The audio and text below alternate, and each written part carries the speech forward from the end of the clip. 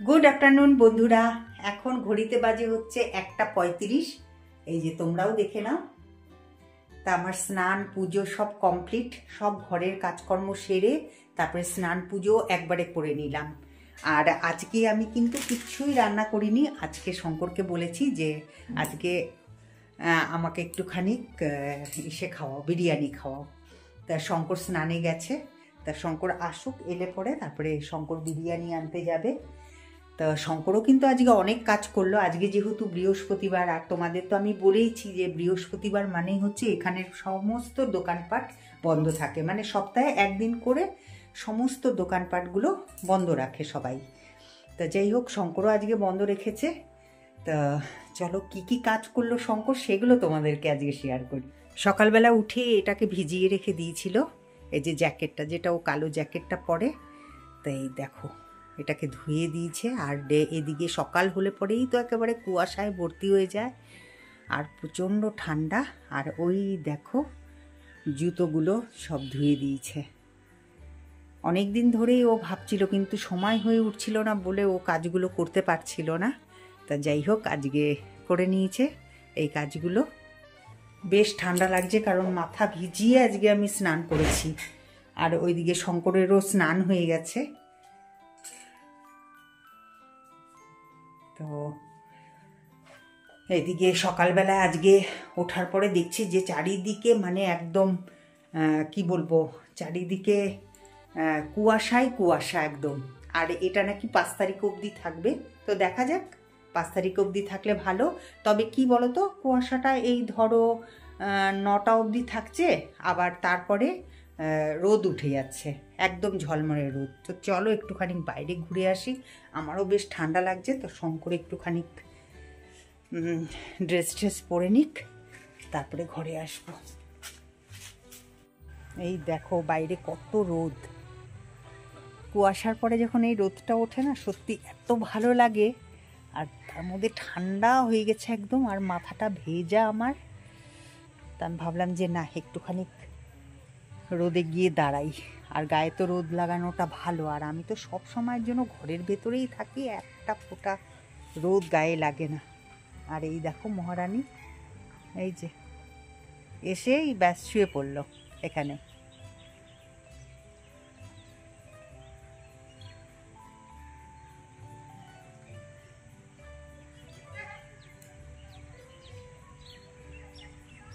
আজকে বৃহস্পতিবার।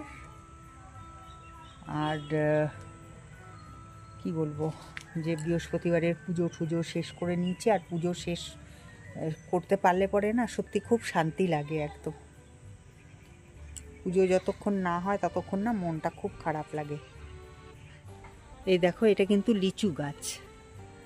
আমাদের বাড়িতে আগে অনেক ফলের গাছ ছিল, কিন্তু এখন একটাও ফলের গাছ নেই আর। তবে এই একটা লিচু গাছ দাঁড়িয়ে আছে, আর এইটা হচ্ছে কাঠবাদামের গাছ। আর তার পাশেই হচ্ছে নারকেল গাছ। এই দেখো নারকেলও ধরেছে। রোদের জন্য তো তাকানোই যাচ্ছে না ওপর দিকে।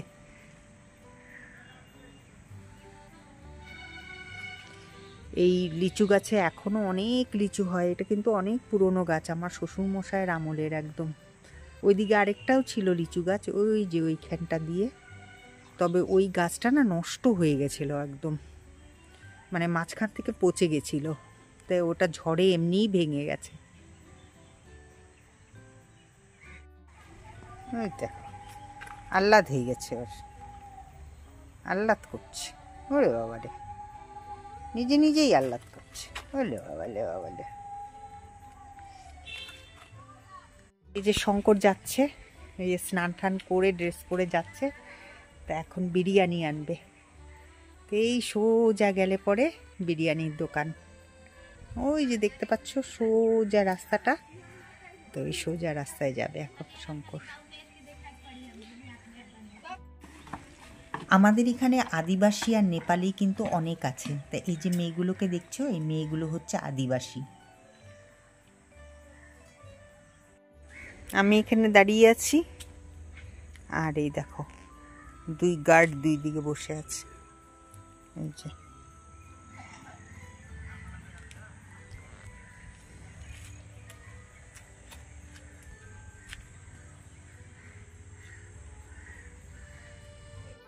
তো শঙ্কর অলরেডি বিরিয়ানি নিয়ে চলে এসছে। আর এখানে দেখো আমাদের কিন্তু বিরিয়ানির পরিমাণটা না খুব কম দেয়, এই যে যেহেতু এরকম ফয়েল পেপারে দেয়, তা সেই জন্য কি বলতো মানে পরিমাণটা খুবই কম হয়ে যায়, যার জন্য শঙ্কর 3টে নিয়ে এসছে।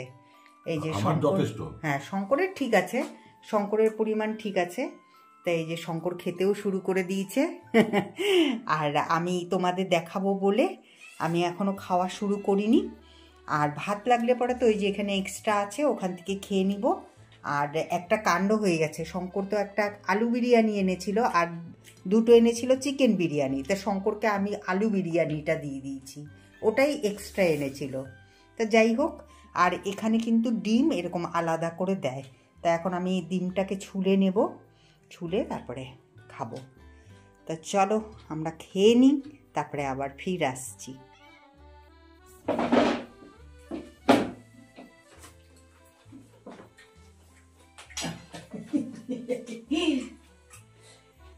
আজকে সকালবেলায় না আমরা কটার সময় উঠেছি বলো?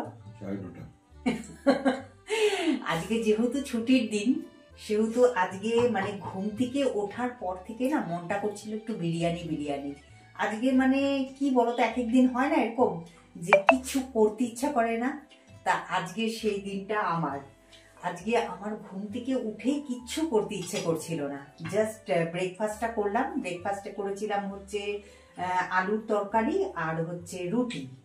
তো ওই আলুর তরকারি আর রুটি খাওয়ার পরে তার শঙ্করকে আমি বললাম যে শঙ্কর আজকে আমি কোনো কিন্তু রান্না বান্না করবো না, আজকে কিন্তু আমাকে বিরিয়ানি খাওয়াতে হবে। তা যাই হোক এই যে চলেও এসছে সামনে, তা এখন খাই, ঠিক আছে। এখানে আবার রায়তা দেয় না, না রায়তা দিলে ভালো লাগে।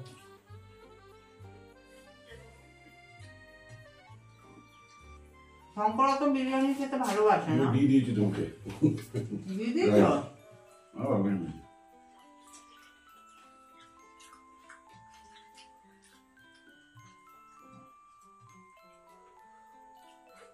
আগে তো খেতামই না আমি। আগে শঙ্কর এক ফোঁটাও খেত না, মুখে দিত না। তারপরে হয় না এরকম যে কাউকে খেতে দেখলে পরে খেতে ইচ্ছে করে, তো শঙ্করেরও তাই হয়েছে। এখন খায়, তাও সেরকম খায় না, আমার খুব ভালো লাগে। আমার আর মেহেন্দির ভীষণ প্রিয়।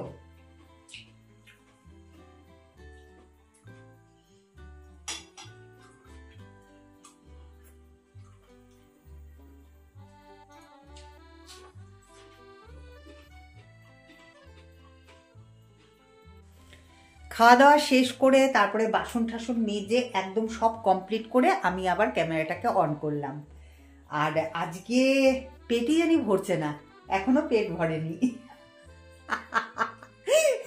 যতক্ষণ ওই যে একটুখানি রেখে দিয়েছি ওখানে দেখতে পাচ্ছ, তো যতক্ষণ এটা ঘরে থাকবে ততক্ষণ আমার খিদেটাও পেটে থাকবে। কি জানি কেন অসম্ভব ভালো লাগে আমার এই বিরিয়ানিটা। আর এক প্লেট তোমার জন্য এক্সট্রা নিয়ে এসেছি। ওইটাই তো বললাম যে 1 প্লেট এক্সট্রা নিয়ে এসছে, এই কারণেই যে শঙ্কর জানে ভালো মতন যে আমার ওই অতটুকুনে কিচ্ছু হবে না। আর বিরিয়ানির যে একটা স্মেল, ওই যে কেওড়া বা মিঠা তো যাই হোক যারই একটা স্মেলটা, ওইটা যতক্ষণ নাকে লাগতে থাকে না ততক্ষণ জানি মানে মনে হয় জানি কতক্ষণে খাবো এরকম মনে হয়। আর খাওয়া দাওয়া করে না খুব ঠান্ডা লেগে গেছিলো, যার জন্য এই যে হাউস কোটটা পরে নিলাম আর পায়ে পরে নিলাম হচ্ছে মোজা, এই দেখো। আর খুব ঠান্ডা পড়েছে, খুব ঠান্ডা, আর পড়াই তো দরকার, কারণ পৌষ মাস প্রায় শেষ হতে চললো বলো শঙ্কর? 14-15 তারিখ হয়ে গেছে। হ্যাঁ, তাহলে পরে বলো। আর আমাদের ডুয়ার্সে সেরকম ভাবে ঠান্ডাই পড়েনি, ঠান্ডা আরো পড়া উচিত। বৃষ্টি হলো না, বৃষ্টি যদি হতো তাহলে পরে ঠান্ডাটা আরো জাঁকিয়ে পড়তো। তো যাই হোক, খেয়ে দিয়ে আজকে খুব মন পছন্দ খাবার খেলাম, তা শঙ্করও হ্যাপি। কারণ আমাকে যদি ও ভালো মন্দ খাওয়াতে পারে না তাহলে ও ভীষণ খুশি হয় শঙ্কর। যাই হোক, আর খুশি হওয়াটাই তো দরকার, একটা মাত্র বউ। কি শঙ্কর? তাও মেয়েকে খাওয়ালে আরো বেশি ভালো লাগে। তাই? ও আমাকে খাওয়ালে ভালো লাগে না? খাওয়ালে ভালো লাগে, তার থেকে বেশি ও প্রেফার করবে। হ্যাঁ সে তো ঠিকই, এটা তো 100 বার। আর মেয়েটার জন্য সত্যিই তাই, খুব মানে যখন ভালো মন্দ কিছু খাই, আর আমার মেয়ে তো এগুলো খেতে খুব ভালোবাসে, তা ওর কথা খুব মনে পড়ে। হ্যাঁ, তা আমরা শীঘ্রই মানে যাচ্ছি হচ্ছে দিল্লি। তা তোমরা তো আমার ব্লগিং দেখছোই, তা দেখতে থাকো কবে যাচ্ছি। তা অবশ্যই সেটা তোমাদের সাথে শেয়ার করব, আর দিল্লিতে গিয়ে তো অবশ্যই ব্লগিং করব। তা চলো আবার পরে আসছি। এই দেখো টুকটুক করে কিন্তু শঙ্কর অনেক কাজ করেছে। এই যে বেসিনটা, এই বেসিনটাকেও পরিষ্কার করেছে শঙ্কর। এদিকে বাথরুমও পরিষ্কার করেছে, তবে বাথরুমটা আর দেখাচ্ছি না, বাথরুমটা আর দেখাচ্ছি না। তা থ্যাংক ইউ শঙ্কর। হ্যাঁ, করলে তো অবশ্যই ভালো, বলো করলেই ভালো, কিন্তু সবাই, আমিও করলে ভালো তোমার কাছে, তুমিও করলেই ভালো আমার কাছে, এটাই হচ্ছে মানুষের রীতিনীতি। হ্যাঁ, ফ্যানের অবস্থা দেখো, খুব খারাপ অবস্থা হয়ে গেছে। এই যে আমি রান্না করি তো, সমস্ত এই যে তেলগুলো এসে এসে এই যে ফ্যানের মধ্যে জড়ো হয়েছে।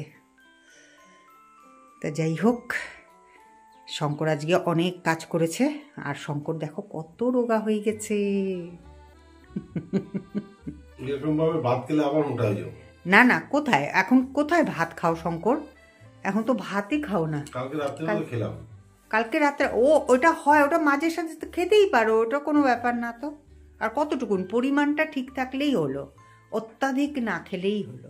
কোনো কিছু অত্যাধিক খাওয়া উচিত না। আমাদের যে কোলেস্ট্রলটা আছে না, যেটা বেশি হয়ে যায় না, হ্যাঁ হ্যাঁ, ওই যে এক্সারসাইজ প্লাস তুমি ডায়েট কন্ট্রোল করে যে কমাবা, ওইটা 2 থেকে 10 বছর অবধি ও ওই খাবারটাকে ভুলার জন্য 2 থেকে 10 বছর লাগে।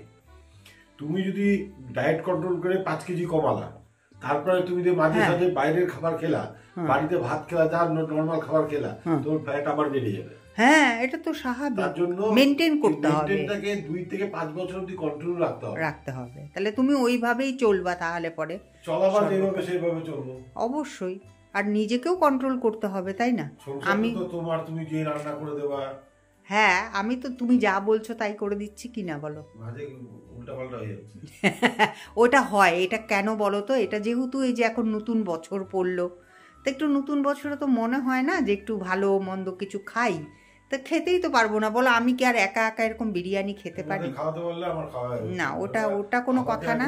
একদম মেইনটেইন করে চলতে হবে, অসুবিধা হয় না আমার, খুব পায়ের প্রবলেম হয়। ঠিক ঠিক ঠিক না, আবার আজকের থেকে আবার তোমাকে আর দেব না।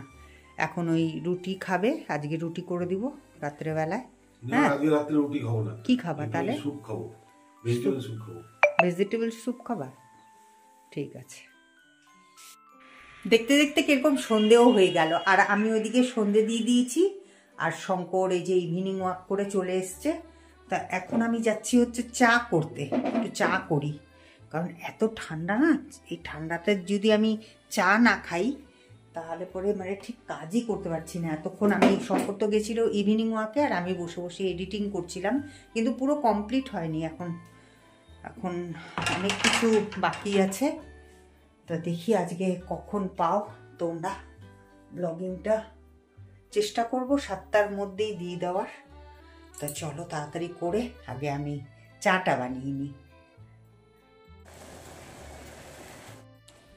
এখন ঘড়িতে বাজে হচ্ছে 9টা 10। তো বাইরে অনেকটাই কুয়াশাও পড়ে গেছে, তো শঙ্কর এখন তালা চাবি মেরে দিবে। এই যে শঙ্কর গেল, খুব ঠান্ডা, খুব ঠান্ডা, ভীষণই ঠান্ডা বাইরে।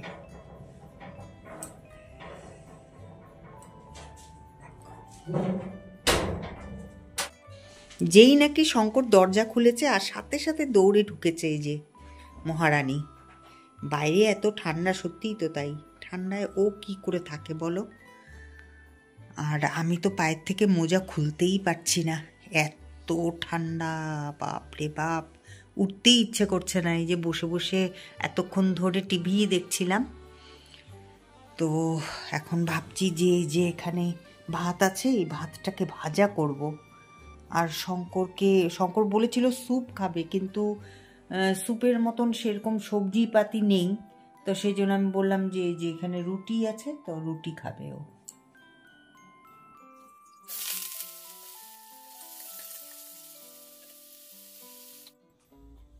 দেখতে দেখতে আলু ভাজাও হয়ে গেছে। আর আলুটাকে না আজকে আমি একটু মোটা করে কেটেছিলাম, কারণ যেহেতু শঙ্কর রুটির সাথে খাবে, তা সেজন্য আমি একদম ঝুরঝুরে করে কাটিনি, কারণ ঝুরঝুরে করে কাটলে পরে না আলু ভাজাটাও ঝুরঝুরেই হয়ে যায়, তো ওটা রুটি দিয়ে কিন্তু ভালো লাগে না। আর এদিকে আলু ভাজার ওই তেলটার মধ্যেই আমি দিয়ে দিলাম হচ্ছে রসুন আর পেঁয়াজ। আর আমি একটু বাদেই দেখতে পাবে যে এই পেঁয়াজ আর রসুনটা দুটোই কিন্তু একটুখানি পুড়ে গেছিল। এই দেখো, কারণ কি আমি ওই স্টিম করতে ভুলেই গেছিলাম, যার জন্য আমি ওইদিকে কিছু একটা কাজ করছিলাম, তা পরে তাকিয়ে দেখছি যে ওই পেঁয়াজটা আর রসুনটা পুড়ে গেছে। যাই হোক, সেরকমভাবে পোড়েনি, খাওয়ার মতনই ছিল। তো ওই যে আলু সেদ্ধ ছিল, তো ওই আলু সেদ্ধটা একটুখানি দিয়ে দিলাম এই পেঁয়াজ রসুনের সাথে। এরকমভাবে কিন্তু ভাত ভাজা খেতে কিন্তু খুব ভালো লাগে। তবে এটার মধ্যে যদি একটু কারি পাতা পড়তো আর সর্ষা ফোড়নটা দিয়ে দিতাম, তাহলে পরে আরও দারুণ লাগতো খেতে। তা হলুদ দিয়ে দিলাম, এবার নুনও দিয়ে দিলাম পরিমাণ মতন। তা দিয়ে এটাকে ভালো করে নেড়ে চেড়ে নিচ্ছি। এইভাবে আমি অনেকবারই খেয়েছি, খুব টেস্টি লাগে। আর এবার আমি ওই ভাতটাকে দিয়ে দিলাম। তা ভাতটা কিন্তু একদম আমার পরিমাণ মতনই ছিল, খুব একটা বেশি ছিল না। তা যাই হোক, তা এবার এই ভাতটাকে দিয়ে ওগুলোর সাথে বেশ ভালো করে মানে ভালো মতন কিন্তু ভেজে নিয়েছি, যার ফলে কি বলতো, খেতেও কিন্তু খুব টেস্টি হয়েছিল। তা এবার এটা একটা লঙ্কা দিয়ে দিলাম, যেহেতু আমি খাবো, আর এই লঙ্কাটা না প্রচুর ঝাল, একদম মুখে পড়লে আমার তো টপ টপ করে মানে চোখ দিয়ে জল বেরিয়ে যায় সাথে সাথে। আর এবার দেখো, ভাতটা কিন্তু ভাজা হয়ে গেছে। তো আমি এটার মধ্যে দিয়ে দিলাম হচ্ছে ধনে পাতা, যেহেতু কারি পাতা নেই সেই জন্য দিয়ে দিলাম হচ্ছে ধনে পাতা। এটা দিয়েও বেশ ভালো লাগছিল। তা এবার দেখো ফাইনাল লুকটা, আমি একটু আলু ভাজাও নিয়ে নিয়েছি, আর এইদিকে শঙ্করকে দিয়ে দিয়েছি রুটি। তা শঙ্কর তো খেতেই শুরু করে দিয়েছে, দেখো হাফ একটুখানি বেঁচে আছে। তা আজকের মতন ব্লগিংটা এখানেই রাখছি, আবার দেখা হবে একটা নতুন ব্লগের সাথে। টাটা।